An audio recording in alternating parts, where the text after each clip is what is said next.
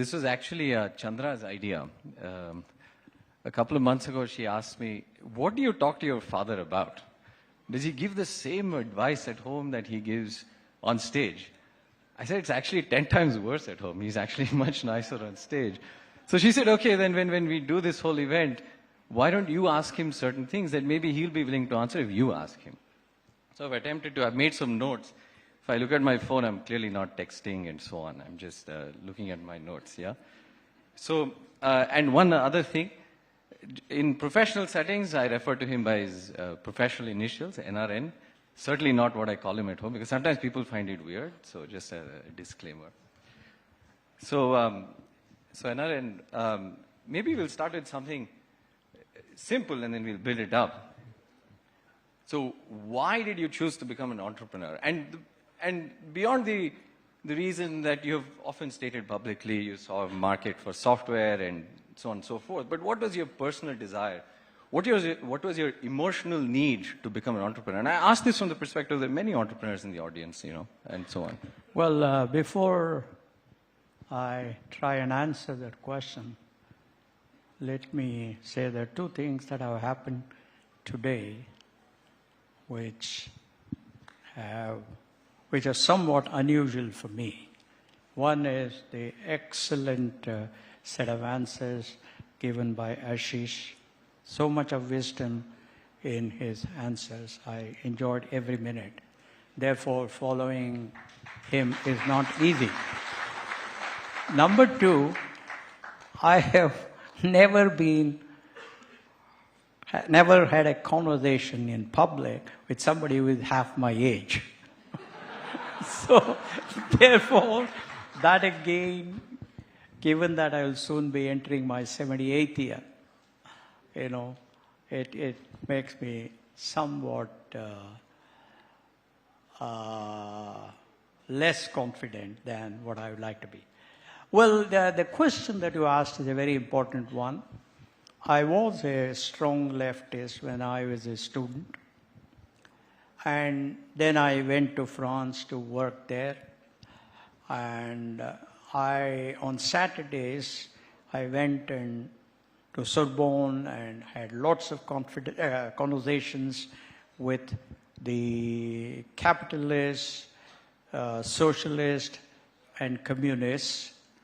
And I finally came to the conclusion that the only way a society can indeed remove its poverty is through the power of entrepreneurship, the power of creating jobs, the power of translating ideas into jobs, power of translating ideas into wealth for some people, investors, and power of enhancing taxes paid to the government. And that was primarily the reason why when I came back, I wanted to conduct an experiment, my first experiment. You were not even born then.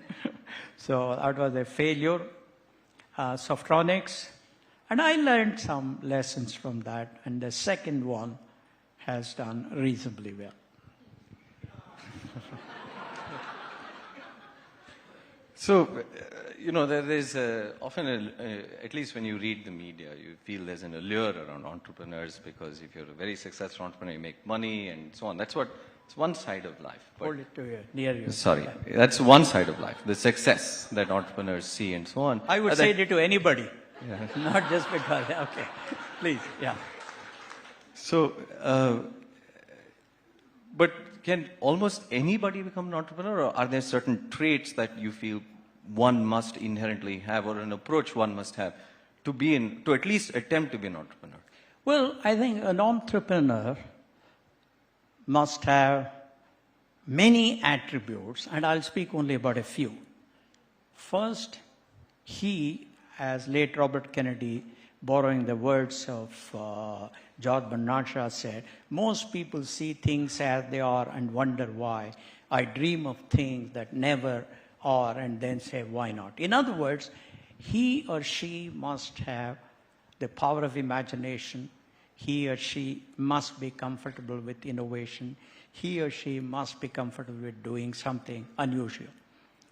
Second, he or she must have a lot of passion, because passion is what fuels your energy, your enthusiasm, and your ability to run the marathon.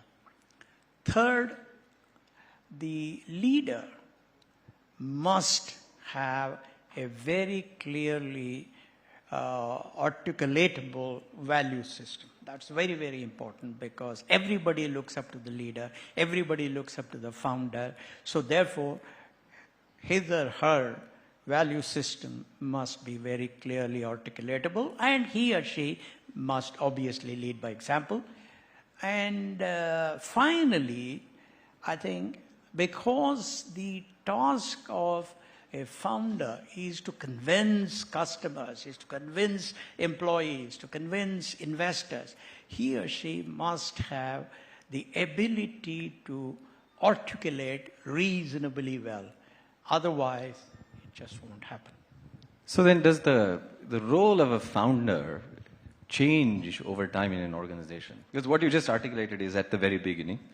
But does that stay consistent? Does that change? Does that evolve? How does a founder's role in a company or in building an organization, how does that evolve? Well, in the beginning, it is all about imagining an idea whose differentiated business value to the customer is better than all other existing ideas. That's most important. Second, as I pointed out earlier, he or she must be able to articulate the power of his idea or her idea to various stakeholders to attract good employees, to attract customers. It's very, very difficult in the beginning because you almost have nothing to talk about. Third, he or she must, once again, I come back to them, he or she must have high aspirations. He or she must have a lot of optimism, lot of hope, because all around you are saying, nahi yaar, ye to nahi chalega. But it is the founder that has to sustain energy from inside and run the marathon. That is the initial part. The next part is selecting employees, some key employees, sometimes called co-founders, and what I call early adopters. And for that, as I pointed out earlier, your job is all about passionately articulating why you are going to change the world. Second, you have to use innovative methods to convince your customer that you, who has really nothing, is indeed better than backing somebody who has everything. You know, in 1983, when we went to MICO, we were competing with very powerful and rich people for the data center operation thing. I realized that the only plus I had was my ability to use mathematical modeling to demonstrate that our computer for data center was much better than the other fellows. So I used a book, which obviously you know, called Jean-Luc Bayer. He used to be a professor at University of Washington, Seattle. He had written a book on quantitative methods in computer architecture. I used that book and I made a presentation. My presentation was to be for 20 minutes. It went on for 8 hours. And I asked them, have my competitors given you this data? No. So I think the second phase, your responsibility is to use some smartness, to use your passion with customers, investors, and employees. And this is the time when you have to sacrifice very heavily. Because at that time, money is very little. Challenges are huge. And you have to sacrifice hugely in terms of being away from family, being away from loved ones, traveling, with minimal expenses, staying in hotels with minimum expenses, and economizing on every expense in the company. Of course, these days it's different, but I'm talking of the olden days. So that is another very important aspect in the building up stage. And the other aspect of entrepreneurial phase of any company is quick decision making. Everything you will have to take quick decisions. You can't say, I'll form a committee and the committee will come back, will give a report and then I will decide. No, you have to decide quickly. Next, every startup company must have only one leader. There cannot be two leaders. There cannot be three leaders. It's just one leader. I was very, very fortunate to have had such compliance by all my younger colleagues. Because one thing, that leader earns the plaudits, earns the loyalty of all the younger people, because he or she sacrifices more than other people. He or she works harder than other people. He or she takes much less salary or makes huge sacrifices in salary than other people, etc., etc. This is the entrepreneurial phase. The final stage comes, and that is called managerial phase. Once the managerial phase comes in, that is when you invite managers to create systems and processes, to create protocols, to invite independent directors, to have a good governance mechanism.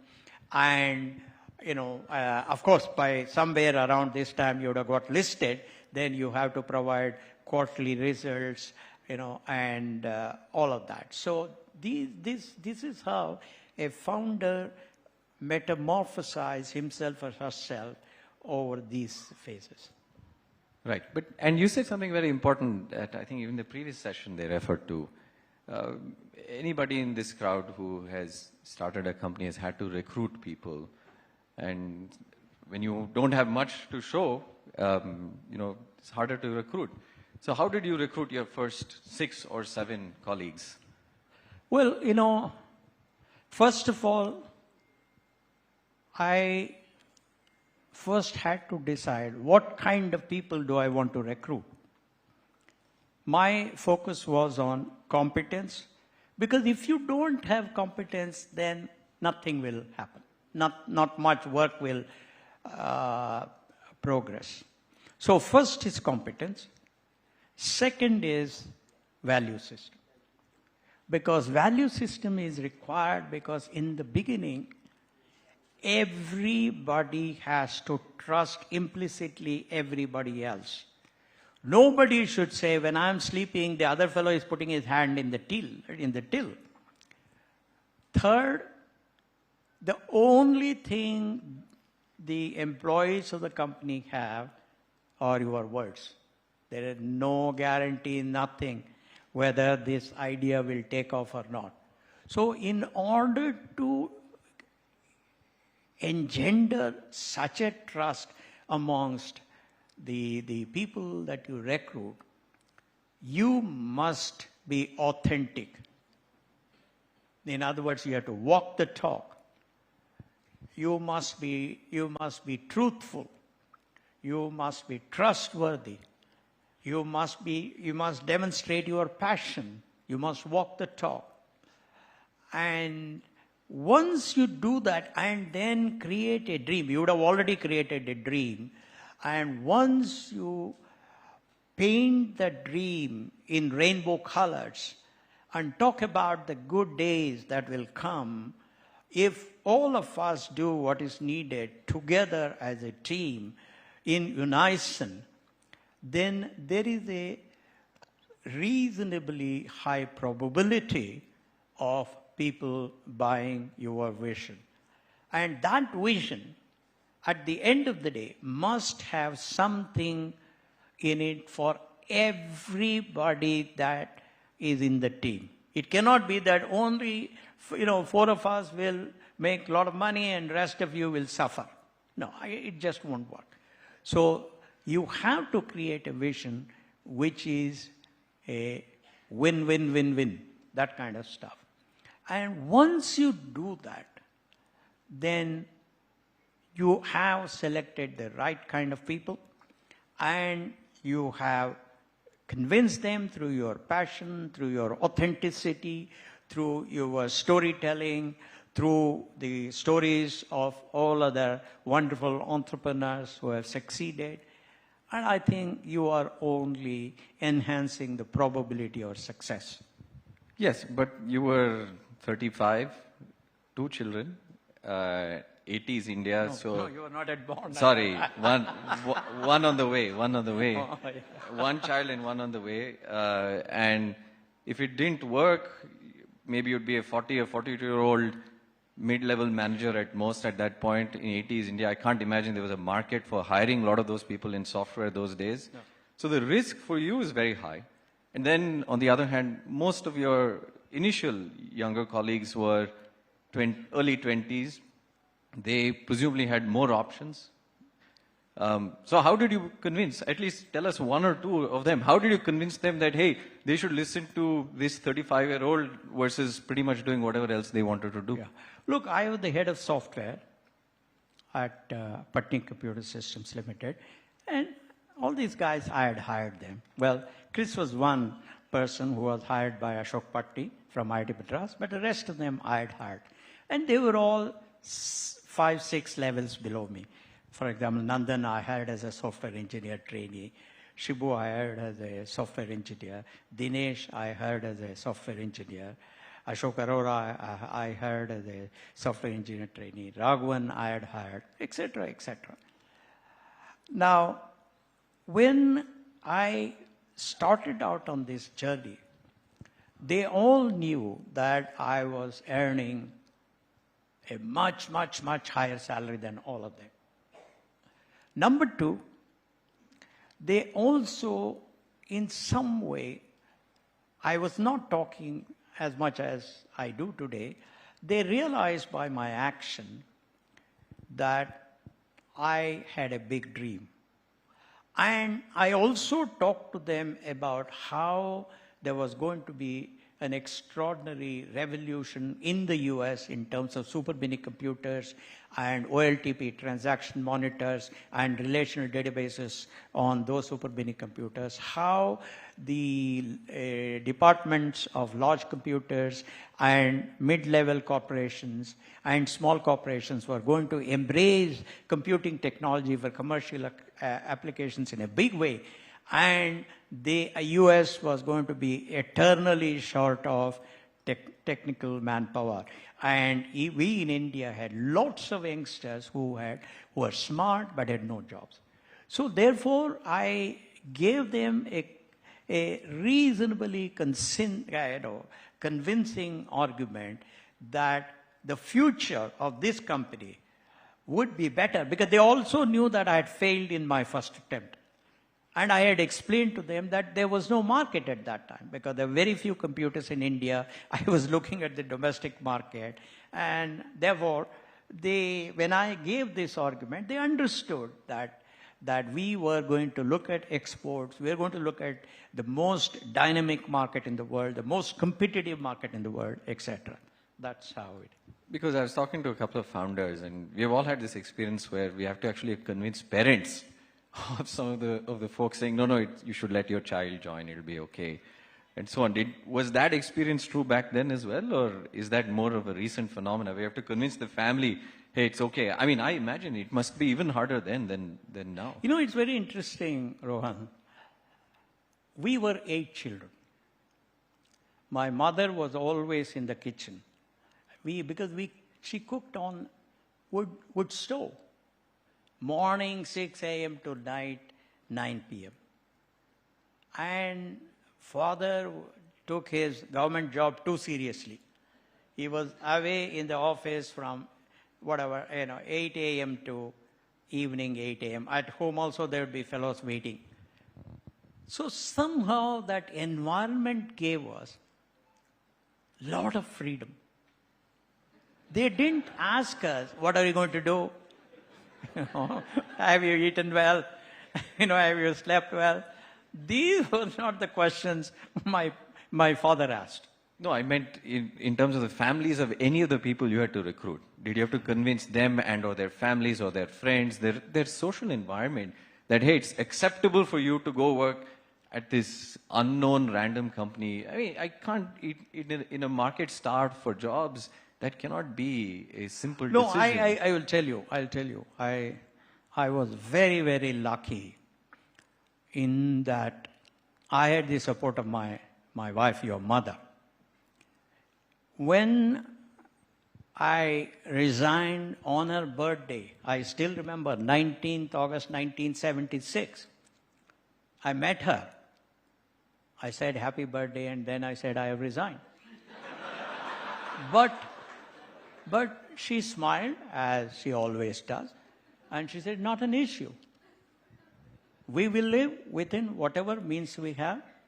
I will fully support you, and you will succeed. So I was away,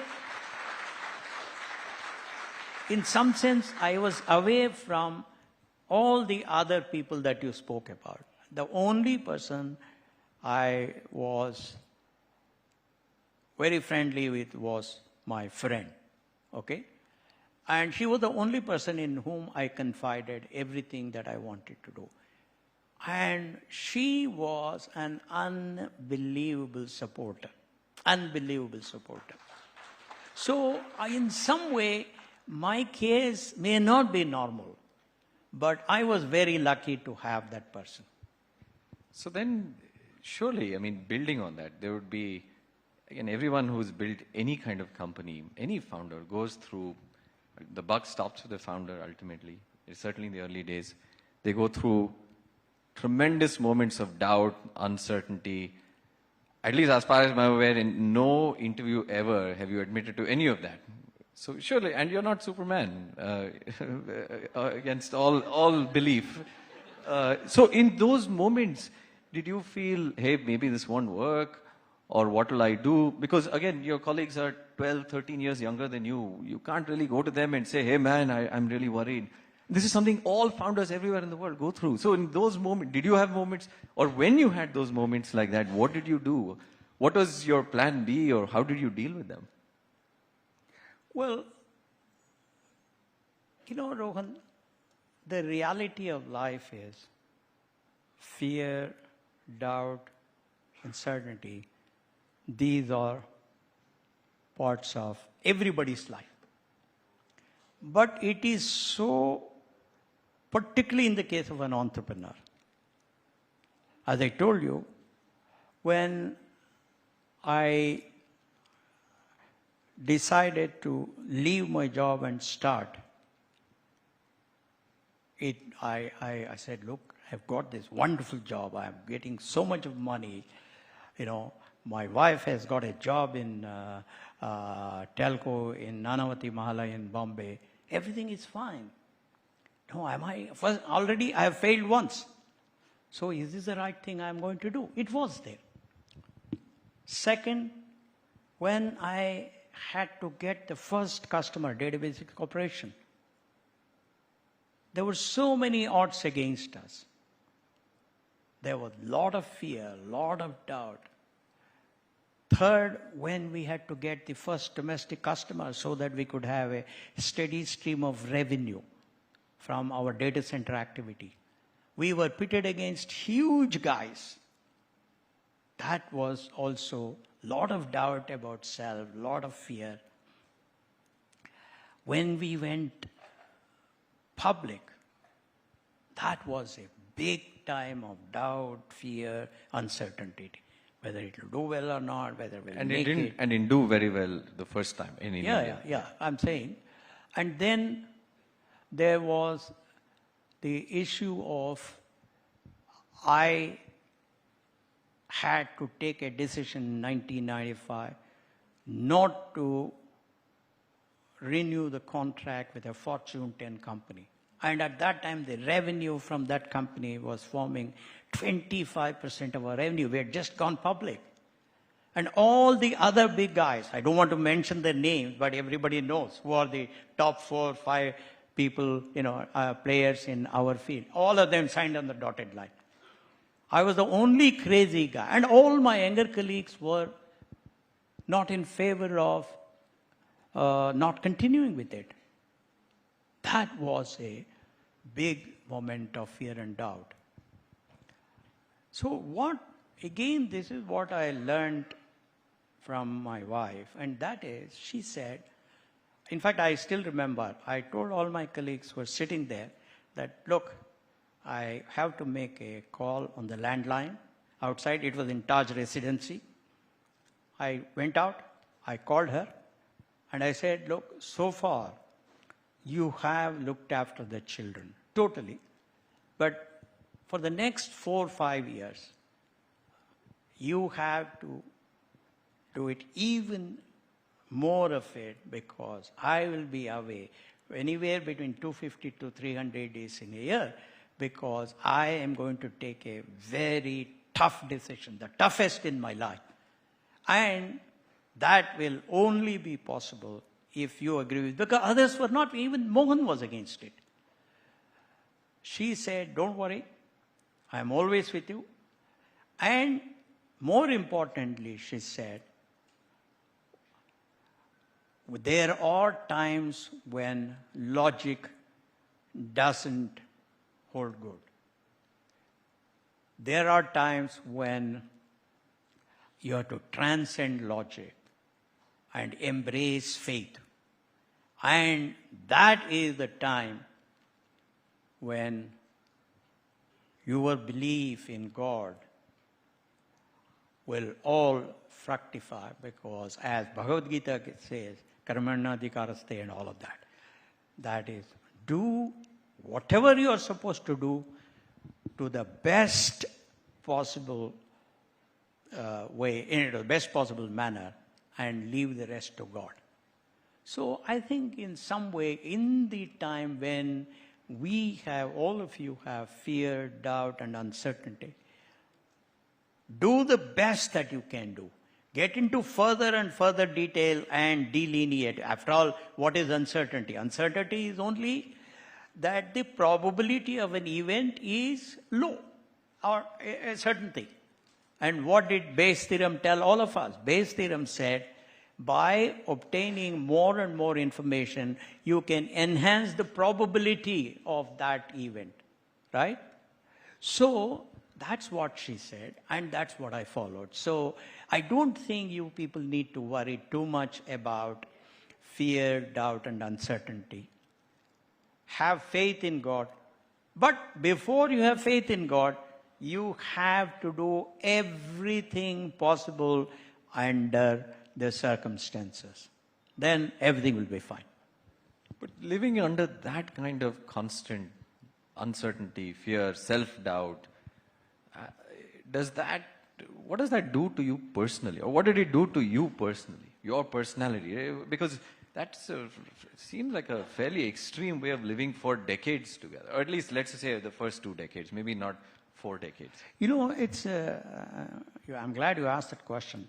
That evening, when I took that decision at Taj Residency, Fanish was just joined as the head of sales, and I were in the same car. We were going back to the Electronic City. It was the wretched road. Everybody knew at that time, 2.5 hours. We are back to the same place now. Anyway, sorry.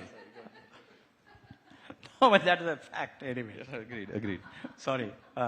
And then I was somewhat silent, but I was saying some reasonable words to Fanish. But Fanish got upset with me.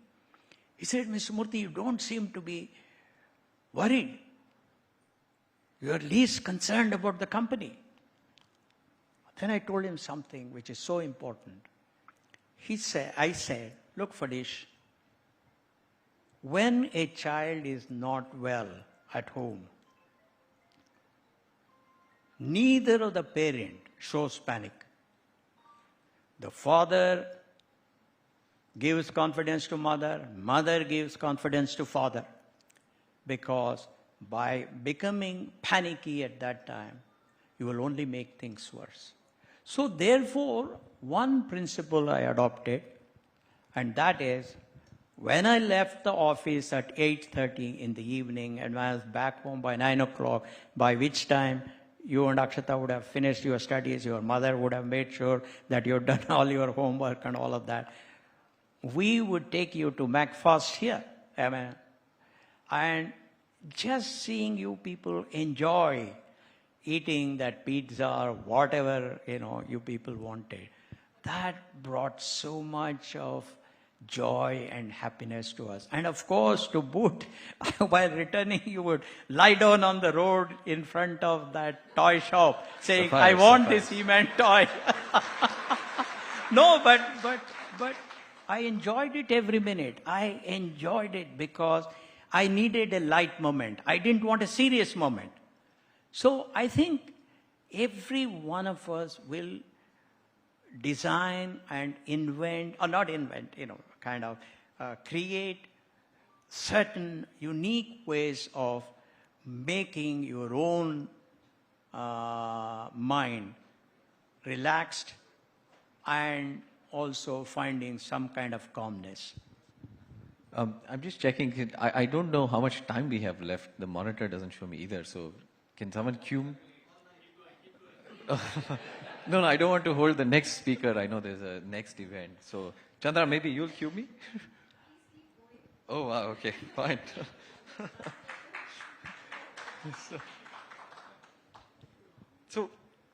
But in all of these years, again, whenever I ask these questions, I was just imagining there'd be many founders in the audience. Of course. I mean, I'm projecting some of my own experience being founder as well, certainly in this conversation, asking these questions. So you go through these moments, tremendous moments of uncertainty and doubt, self-doubt, and so on. But during that, how do you keep your team together? How do you keep them still believing? And I don't just mean, your 6 younger colleagues, your co-founders. I meant, maybe there are 50 or 100 or 300 or 400 people. How do you keep them still believing? That is where... Because inside, you will have tremendous self-doubt, but you have to now project confidence to a larger group. No, that's what parents do. That's the primary job of parents, to bring a certain sense of calmness to the environment at home, to encourage the children, to tell them that there is no problem, right? So therefore, what I would do was to crack jokes in the office and to start on something new. I mean, it may not be very strategic, but something new, and then talk to them about how other people have gone through bigger problems than we are going through, how God is with us, and then I would tell them, look, last night I went to Raghavendra Swami Mutt.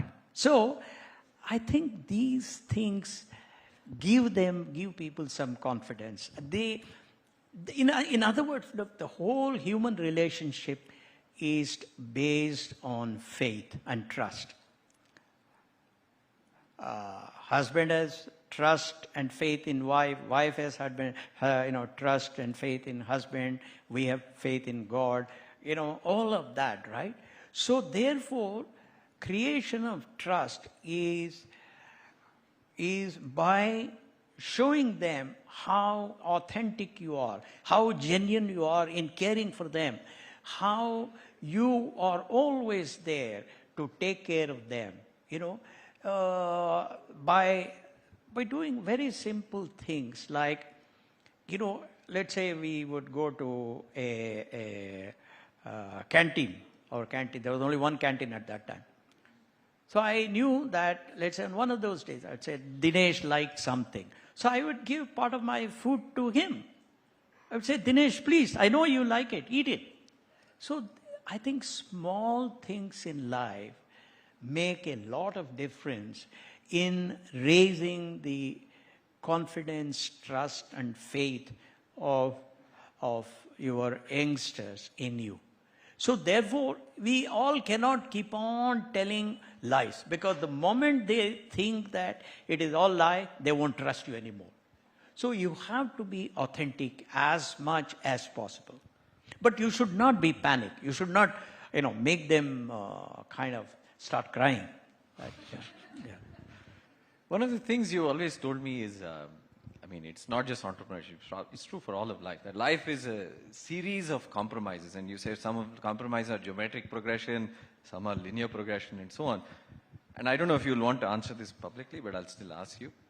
What is the most significant compromise in your professional life that you've had to make? If you don't answer specifically, you can tell us at least the philosophy behind it. No, I think I will give you a general gyan, because there's so many wonderful entrepreneurs, and they too would face it. See, any group, any team has a portfolio of some people who lack transparency, some people who do not take any bottom line responsibility, some people who are waffling, some people who start biases very quickly, etc., etc. It is always there.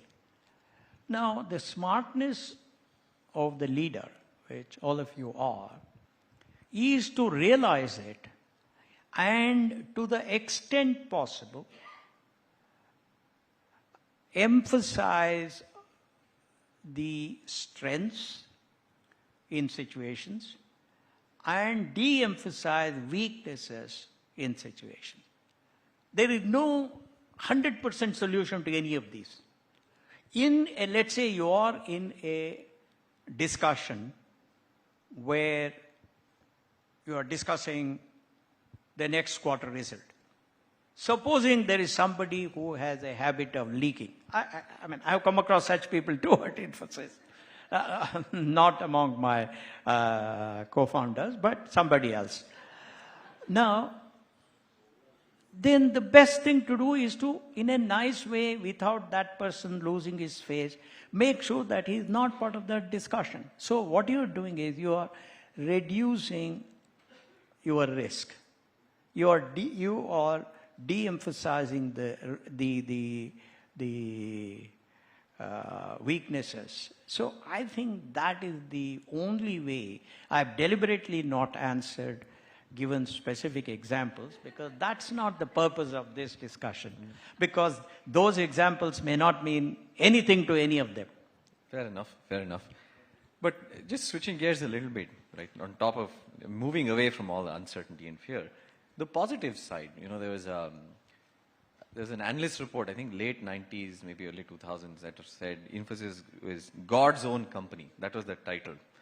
And it listed all the first company to give stock options in India. I suspect many people here know.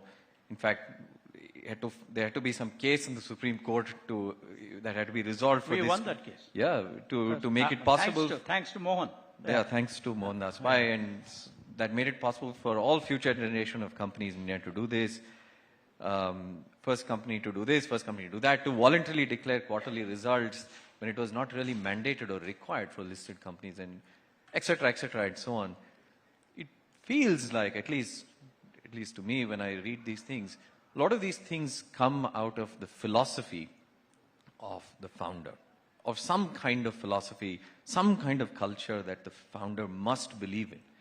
And then the organization is a manifestation of all of these things.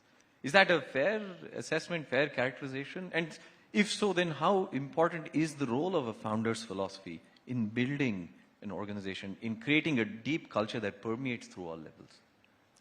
Oh yeah, you hit the nail on the head. It's extremely important. The founder, at least till he or she retires, has the imprint of his soul on how deliberations take place in the company. In our own case, because I was a leftist to begin with, because I came from a family of 8 children and a high school teacher as father, so therefore we were lower middle class, we were taught that sharing is caring. We were encouraged to share. Now, similarly, I have had teachers who emphasized that when you people are playing football or soccer, look, it doesn't help if you try to take the ball from one end of the one goal to the next yourself. The smartness is to share the ball with others, to give a pass. So I think there were a lot of these influences. Second, as I pointed out earlier, my own experience in France and in getting converted from a confused leftist to a determined, compassionate capitalist. What do I mean by a compassionate capitalist? And that is conservatism in economic matters, liberalism in social matters. So I think, and the kind of company that you keep, the kind of trust you build in your people, the kind of sacrifices that I saw in my younger colleagues. People would be in the office up to 4 a.m. to complete the annual report for 5-6 days. And I would be going character by character through that. No, my doing was somewhat simple because, I had a car, I would go home. But there were people who didn't have a car. They had to get some rickshaw or something. So when you see such examples of commitment to the company, my view was that the best way of deriving happiness and joy is to share whatever little fruit is coming out of this exercise with as many people as possible. That is why we distributed as much as $20 billion amongst our people. And so I think it is a combination of all these. And therefore, I think, for example, punctuality.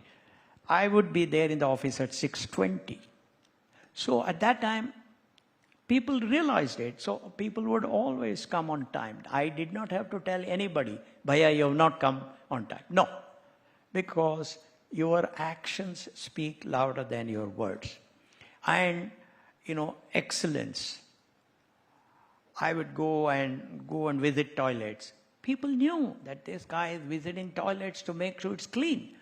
So automatically, it gave a lot of importance to the janitors who cleaned the toilet. It increased their pride in their work, and it gave a message to other people. So I think in some way you're right, Rohan, that the founders have the potential to leave their footprint on the company, to meld their soul with the soul of the company.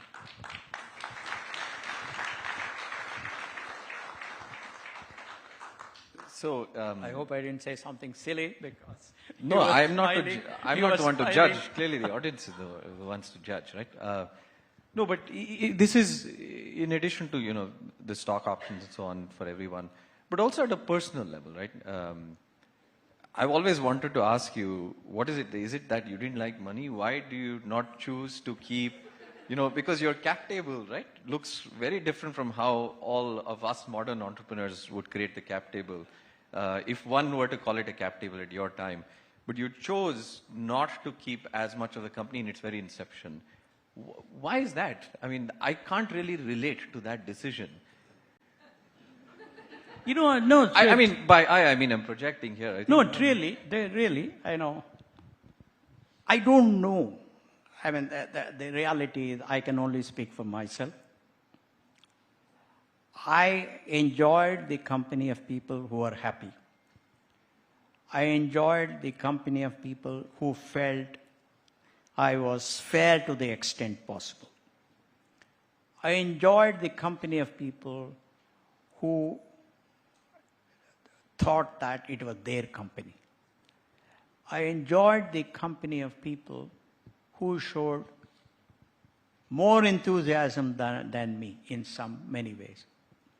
So I knew that in order to do that, I cannot say that I will keep the major percentage and then you guys do that. That is my personality. I'm not saying there's anything right or wrong about it. These are all personal philosophies. And as I told you, the character that has impressed me most in Mahabharata is Karna. Nobody else. Because of his generosity. So I think that's the way that I grew up.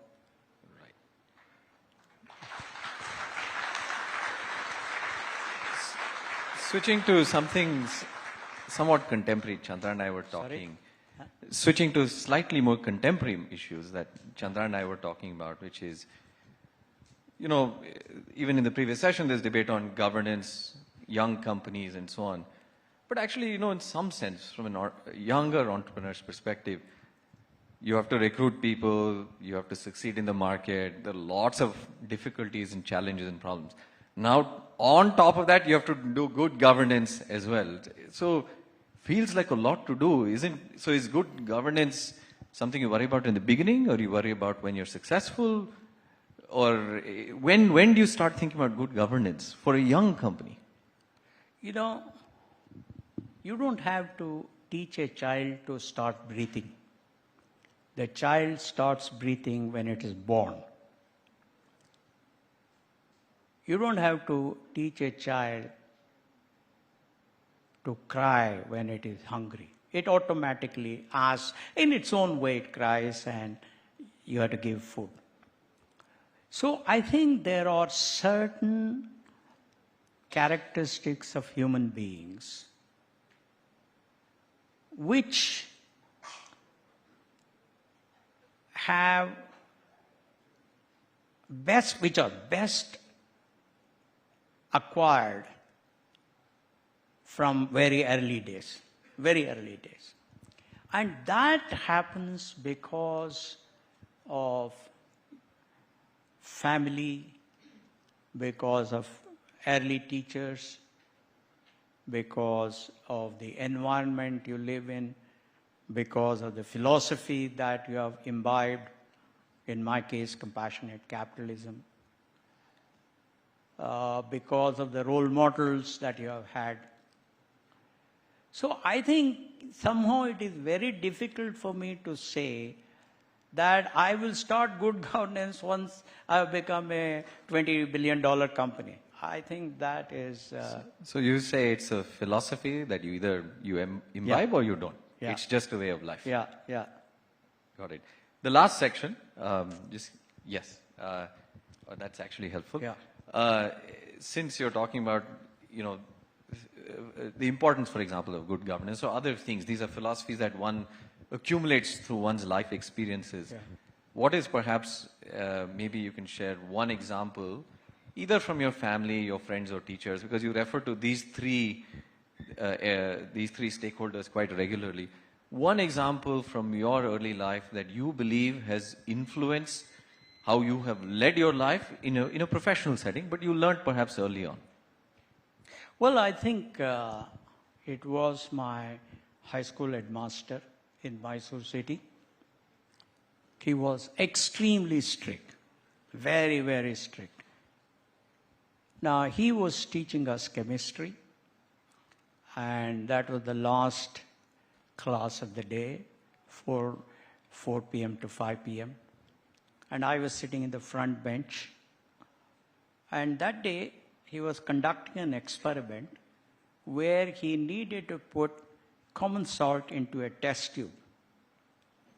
And he was being very, very careful about the amount of common salt that went into the test tube. I had a friend of mine called Anant Srinivas Prasad who was sitting next to me, and he burst out laughing. So Mr. K.V. Narayan stopped the experiment. He came to our front bench and he said, "Young man, what is so funny about what I was doing?" See, children are generally more honest than elderly people. They have still not acquired the art of lying convincingly. Anant Srinivas Prasad said, "Sir, you are extremely stingy with common salt, which is so inexpensive." That's why I laughed. And then he said something which has lived with me even today, and that is, he said, "Young man, this common salt belongs to this community called Shadavilas High School. It belongs to you, it belongs to me, it belongs to all the 50 students in this class, belongs to all the students in this high school, it belongs to every teacher, every staff. Therefore, I have to treat this common salt with utmost respect." And he said, on the other hand, 5 o'clock our class is finishing. Please come with me to my house. I will give you a glass full of common salt free because that's my personal property. You know, Rohan, you remember Sudha telling a story about my foolishness or idiosyncrasies at 40th year of Infosys. I think you were there, right? I think some of these things stick in your mind. They don't go away. They form indelible mark on your psyche. The whole Infosys was run on that principle. That is, put the interest of the community ahead of your personal interest in everything you do in the short and medium term, and you will be a winner in the long term. So I think that is one thing that has stuck with me, and I think it will be there till I, whatever, go away. Yeah. And last question, and then we are done. So is it ultimately destiny or is it luck for an entrepreneur? You know, I am a very traditional person. I believe in God. Whatever that be, I don't want to enter into arguments with people. I have derived a lot of value from faith because I have been in a lot of situations where I could use logic, and I'm not bad in using logic, reasonably good. But in spite of it, I couldn't find an answer in logic. And that's when I pray, and that has given me a lot of strength. And as I think it was either Emily Zola or Louis Pasteur who said, when God is shy to announce his presence, he comes in the form of chance. Therefore, luck is extremely important. You know, and there are so many classmates of mine who are smarter than me. But they didn't have the luck to be where I was. So I think luck is very, very important. Luck also, once you believe in luck, it also brings a little bit of humility in you. So I believe in luck. Great. With that, we're done. Thank you.